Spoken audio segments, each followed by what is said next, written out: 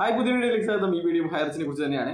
അപ്പോൾ ഹൈറിച്ച് ജോലികളുടെ എന്താണ് മണ്ടത്തരങ്ങൾ അത് പൂർത്തിയായിട്ടുണ്ട്. അപ്പോൾ ഒരു പത്തിരുന്നൂറോളം ആൾക്കാർ ഇവരുടെ ഈ അഫിഡവിറ്റ് സൈൻ ചെയ്ത് കൊടുത്തിട്ടുണ്ട് എന്നാണ് ഇവരുടെ കെട്ടിൻ്റെ ആ ഒരു സൈസ് നോക്കിയിട്ട് നമുക്ക് മനസ്സിലാകുന്നത്. അപ്പോൾ ആധാർ കാർഡിൻ്റെ കോപ്പി, ഇവരുടെ റെസീറ്റിൻ്റെ കോപ്പി, അങ്ങനെ മൂന്നാല് ഐറ്റം ഇവർ വെക്കാൻ വേണ്ടി പറഞ്ഞിട്ടുണ്ടായിരുന്നു. അപ്പോൾ ആ ഒരു കനം നോക്കിക്കഴിഞ്ഞാൽ നമുക്ക് മനസ്സിലാവും ഒരു 200 ആൾ മാത്രമേ ഉള്ളൂ. അതിൻ്റെ 4 സെറ്റ് എടുത്തിരിക്കുകയാണ്. അപ്പോൾ മേലത്തെ ഒപ്പ് നമുക്ക് നോക്കിക്കഴിഞ്ഞാൽ ഈ ഒരു ഇമേജിൽ നമുക്ക് നോക്കിക്കഴിഞ്ഞാൽ എല്ലാം ഒരാളാണ്. അപ്പോൾ 4 സെറ്റാണ് കൊടുത്തിരിക്കുന്നത്. അപ്പോൾ ഇത് നാളെ ചുമന്നു കൊണ്ടുപോയി ഇവരുടെ വക്കീൽ കൊടുക്കും. വക്കീൽ ഇതൊക്കെ സബ്മിറ്റ് ചെയ്യും. ഇത് കണ്ടപാടെ തന്നെ ഇത്രപാട് ആൾക്കാർ പിന്നെ പരാതിയില്ലേ, ഇവരൊക്കെ ഇതിലുകൊണ്ടാണോ ജീവിക്കുന്നത്, എന്നാൽ പിന്നെ ഈ കേസ് ഇപ്പോൾ അവസാനിപ്പിച്ചേക്കാം, ഇന്ന് തന്നെ പേ ഔട്ട് കൊടുക്കാനുള്ള ഓർഡർ ഞാൻ ഇടാം എന്നുള്ള രീതിയിലാണ് ഇവർ വിചാരിച്ചുകൊണ്ടിരിക്കുന്നത്. ശരിക്കും പറഞ്ഞു കഴിഞ്ഞാൽ ഇവന്മാർക്കൊന്നും പരാതിയില്ല എന്ന് നിരന്തരം പോലീസ് തന്നെ പറഞ്ഞുകൊണ്ടിരിക്കുന്ന ഒരു കാര്യമാണ്. നമുക്കറിയാലോ, ഇതിൽ പരാതി ഇതുവരെ ഇല്ല, ഇതിൽ ജോയിൻ ചെയ്തവരൊന്നും പരാതി കൊടുത്തിട്ടില്ല എന്ന് തൃശ്ശൂരെ കോടതിയിൽ കൊടുത്ത ആ അഫിഡവിറ്റിൽ നമ്മൾ വായിച്ചതാണ്. ഇതുവരെ പരാതിയില്ല. അപ്പോൾ ഇവരുടെ പരാതിന്മേലല്ല ഈ കേസുകളൊക്കെ ഉണ്ടായിരിക്കുന്നത്. മുൻ SP ആയ വത്സൻ എന്നയാളുടെ പരാതിയിലാണ് ഈ കേസുകളൊക്കെ ഉണ്ടായിരിക്കുന്നത്. കൂടാതെ ഇപ്പോൾ ഒരുപാട് കേസുകൾ, ഒരു 10-50ഓളം കേസുകൾ എൻ്റെ അറിവിൽ ഉണ്ടായിട്ടുണ്ട് എന്നാണ്. നമ്മൾ 19 കേസിൻ്റെ ഡീറ്റെയിൽസ് നമ്മൾ EDയുടെ ആ ഒരു അഫിഡവിറ്റിൽ നമ്മൾ ആദ്യം കണ്ടതാണ്. അതുപോലെ തന്നെ അതിനുശേഷം ഒരുപാട് ആൾക്കാർ കേസ് കൊടുത്തിട്ടുണ്ട്. അവരൊക്കെ ഇത് അറിഞ്ഞാൽ നാണക്കേടാണെന്ന് വിചാരിച്ചിട്ട് വേറെ ആരോട് പറയാതെയും നിൽക്കുന്നുണ്ട്. അപ്പോൾ അതൊക്കെ ഒരു വസ്തുതയാണ് എന്ന് നിങ്ങൾ മനസ്സിലാക്കുക. പിന്നെയുള്ളത്, ഇതൊരു മണി ചെയിൻ ആണ് എന്ന് എല്ലാ ഏജൻസികളും, കേന്ദ്ര ഏജൻസികളും നിയമത്തിൻ്റെ കാര്യങ്ങൾ വെച്ചതുകൊണ്ട് മനസ്സിലാക്കി അല്ലെങ്കിൽ പറഞ്ഞിരിക്കുന്ന രേഖ നമ്മളെ കയ്യിലുണ്ട്. പോൺസി സ്കീമാണെന്നോ ഇത് ഇവർ കൺസൈൻമെൻറ്റ് അഡ്വാൻസ് എന്ന രീതിയിലാണ് പണം പിരിക്കുന്നതെന്നും ഒക്കെ പറഞ്ഞിട്ടുള്ള കാര്യങ്ങളുണ്ട്. കൂടാതെ ഇവർ ബോണ്ട് ഇറക്കിയിട്ടുണ്ട്. അപ്പോൾ ബോണ്ടൊക്കെ നിയമവിരുദ്ധമാണ്. കൺസൈൻമെൻറ്റ് അഡ്വാൻസ് വാങ്ങുന്നതും നിയമവിരുദ്ധമാണ്. കൺസൈൻമെൻറ്റ് അഡ്വാൻസിൽ ലാഭവിഹിതം കൊടുക്കുന്നതും നിയമവിരുദ്ധമാണ്. അതൊക്കെ അറിയാം. അപ്പോൾ ഇവർ അന്യോന്യം പറയുന്നത് നമ്മൾ തെറ്റ് ചെയ്തിട്ടില്ല, മറ്റവനാണ് തെറ്റ് ചെയ്തത്, ഞാൻ തെറ്റ് ചെയ്തിട്ടില്ല, മറ്റുള്ളവരാണ് തെറ്റ് ചെയ്തത്, നമ്മൾ തെറ്റ് ചെയ്തില്ല, കമ്പനിയാണ് തെറ്റ് ചെയ്തത്. അങ്ങനെയൊക്കെയാണ് ഇവരെല്ലാവരും തന്നെ പറഞ്ഞുകൊണ്ടേയിരിക്കുന്നത് നമ്മൾ കണ്ടതാണ്. നമ്മുടെ പ്രശാന്ത്, നമ്മൾ തെറ്റ് ചെയ്തിട്ടില്ല, കമ്പനി അവർ തെറ്റ് ചെയ്തിട്ടുണ്ട്, ഞാൻ അവരുടെ വെറും കണക്കുപിള്ള മാത്രമാണ് എന്നാണ് ഇവർ പറഞ്ഞത്. അതുപോലെ തന്നെ ഇവരുടെ പല പല വീഡിയോകൾ നമ്മൾ കണ്ടതാണ്. ഇതൊന്നും പോലീസ് പിടിക്കില്ല എന്നും അവർക്കൊക്കെ വേണ്ടുന്നത് നമ്മൾ കൊടുക്കുന്നുണ്ടെന്നും അവരൊക്കെ ഇതിനു വേണ്ടിയാണ് പ്രവർത്തിക്കുന്നതെന്നും ഇതൊന്നും ഒരിക്കലും പൂട്ടിയിടില്ല എന്നും ഒക്കെ പറഞ്ഞുകൊണ്ടിരുന്നത് ഇപ്പോൾ പൂട്ടിയിട്ട് 3 മാസമായി, നമുക്കറിയാം.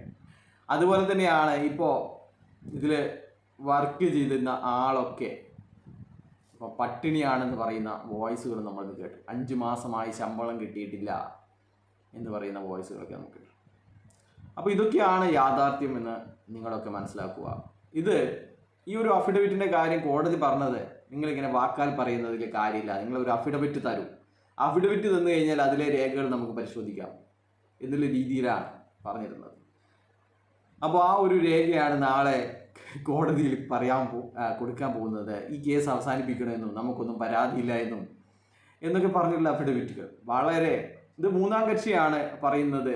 1ാം കക്ഷി പോലും പറയാത്ത കാര്യമാണ് 3ാം കക്ഷിയായിട്ട് കണ്ടവനും കടിയവനും പറയുന്നത്. ഈ കേസ് അവസാനിപ്പിക്കണം, നമുക്ക് ഈ കമ്പനിയായിട്ട് യാതൊരു പരാതിയില്ല, നമുക്കൊക്കെ ഇതിൻ്റെ മണി ചെയിൻ്റെ പൈസ ഇങ്ങനെ കിട്ടിക്കൊണ്ടിരിക്കുന്നതാണ് എന്ന്. അപ്പോൾ ഇതുവരെ ഇവരുടെ സൂപ്പർ മാർക്കറ്റുകളുടെ കഥയൊക്കെ എന്ന് പറഞ്ഞു കഴിഞ്ഞാൽ കൊച്ചു കുട്ടികൾക്ക് പോലും അറിയാം ഇവരുടെ സൂപ്പർ മാർക്കറ്റുകൾ എന്താണ്. ഇതിനേക്കാൾ കൂടുതൽ ഷോറൂമുകളുണ്ട് സപ്ലൈകോയ്ക്ക്, മാവേലി സ്റ്റോറുകൾക്കൊക്കെ. എന്നിട്ട് ഈ മാവേലി സ്റ്റോറുകളൊന്നും പിന്നെ സബ്സിഡി കൊടുക്കാൻ പൈസ ഇല്ലാതെ നഷ്ടത്തിലാണ്. അതുകൊണ്ടിപ്പോൾ സാധനങ്ങളൊക്കെ തുച്ഛമായ ചില സാധനങ്ങൾ മാത്രമേ അവിടെയുള്ളൂ എന്നുള്ള കാര്യങ്ങളൊക്കെ അറിയാം. അപ്പോൾ കേരളത്തിൽ എന്തായാലും ഇവരുടെ സൂപ്പർ മാർക്കറ്റുകളേക്കാൾ കൂടുതൽ മാവേലി സ്റ്റോറുകൾ, സപ്ലൈകോ ഷോറൂമുകളും ഉണ്ട്. അപ്പോൾ അവിടെയൊക്കെയുള്ള വരുമാനം നമുക്കറിയാം എത്തരത്തിലാണ് വരുമാനം ഉണ്ടാകുന്നത്. അവിടെയാണ് ഇവർ വെറും കാർഡ്ബോർഡ് പെട്ടികൾ. ഇവരുടെ സൂപ്പർ മാർക്കറ്റുകളിൽ കാർഡ്ബോർഡ് പെട്ടികളാണ് കൂടുതൽ. ഓരോ റാക്കിലും 1-2 സാധനം വെച്ചിട്ട് ആ റാക്ക് എം ടി അല്ല എന്ന് കാണിക്കാൻ വേണ്ടിയിട്ട്. നമ്മളൊക്കെ നാട്ടിൽ ഉള്ള സൂപ്പർ മാർക്കറ്റുകളിൽ എങ്ങനെ സാധനങ്ങൾ എത്രമാത്രം അവർ തിക്കി നിറച്ചിട്ടുണ്ടാവുമെന്ന് നമുക്കറിയാവുന്നതാണ്. എന്നാൽ ഇവരുടെ സൂപ്പർ മാർക്കറ്റുകളെ, ഇവരുടെ കമ്പനി സ്വന്തം നിലയ്ക്ക് നടത്തുന്ന സൂപ്പർ മാർക്കറ്റുകളിൽ കുറേ കാർഡ്ബോർഡ് പെട്ടികളും അവിടെ ഇവിടെ ഒരു ഹാർപ്പിക്കും ഉണ്ടാവും. അപ്പോൾ ഇതൊക്കെ നമ്മൾ പ്രമീളയാ അങ്ങനെ എന്തോ പറഞ്ഞിട്ടുള്ള ഒരു ലേഡി പോയിട്ട് വീഡിയോ എടുത്ത കാര്യങ്ങളൊക്കെയാണ് നമ്മൾ പറയുന്നത്. അപ്പോൾ ഇതിലുള്ള വരുമാനം കൊണ്ടല്ല നമ്മൾ മണി റൊട്ടേഷൻ ചെയ്യുന്നുണ്ട് എന്നൊക്കെ ഷുക്കൂർ അടക്കം പറഞ്ഞ കാര്യങ്ങളൊക്കെ നമ്മൾക്ക് ഉണ്ട്. എന്നിട്ടും ഇവരെ ഇന്ന് സാബിറയാണ് തോന്നുന്നു, സാബിറയുടെ തലശ്ശേരിക്കാരി സാബിറിൻ്റെ അല്ലേ ഇവിടെ ഒരു വോയിസ് ഞാൻ കേൾക്കാൻ ഇടയായി. അവരിപ്പോഴും പറയുന്നത് ഇത് സത്യമുള്ള ബിസിനസ്സാണ് എന്നാണ്. കള്ളപ്പണം അല്ലെങ്കിൽ മണി ചെയിൻ ചെയ്തിട്ട് കള്ളപ്പണം ഇങ്ങനെ ഇതിൽ കൊണ്ടിട്ടിട്ട് അത് മണി ചെയിൻ രൂപത്തിൽ ആൾക്കാർക്ക് കൊടുത്തിട്ട് 10,000-ൻ്റെ ഐഡിയ അടിച്ചവന് 10 കോടിയല്ല കോടിക്കണക്കിന് രൂപ ആയിരക്കണക്കിന് ആൾക്കാരെ ചേർന്ന് പറ്റിച്ചിട്ട് ഇത്തരത്തിൽ കൊടുക്കാൻ എന്ത് ബിസിനസ്സാണ് ഇവർ ചെയ്യുന്നത്? മണി ചെയിൻ അല്ലാതെ എന്ത് ബിസിനസ്സാണ് ചെയ്യുന്നത്? 800 രൂപയിൽ തുടങ്ങി അതിൽ ആർക്കും പരാതിയില്ല, 1000-ൽ ആയിരം പരാതിയില്ല, 10,000-ൽ തുടങ്ങി അതിലും ആർക്കും പരാതിയില്ല, 5 ലക്ഷത്തിൽ തുടങ്ങി ആർക്കും പരാതിയില്ല. 5 ലക്ഷത്തിൻ്റെ പല ഗുണിതങ്ങളിൽ ആൾക്കാർ ഐഡിയ എടുക്കുന്നു, കോടിക്കണക്കിന് രൂപ ഇവിടെ ഐഡികൾ എടുക്കുന്നു, ആർക്കും പരാതിയില്ല. എന്നിട്ട് വേണ്ടേ ഇപ്പോൾ ഈ പൂട്ടി കയറ്റിയപ്പോൾ ആൾക്കാർ പരാതിയുമായിട്ട് പോകാൻ വേണ്ടിയിട്ട്. അപ്പോൾ എന്തായാലും നാളെ ഇതിൻ്റെ കഥം ഓവർ ആവുന്ന ഘട്ടത്തിലാണ് സംഭവമുള്ളത്.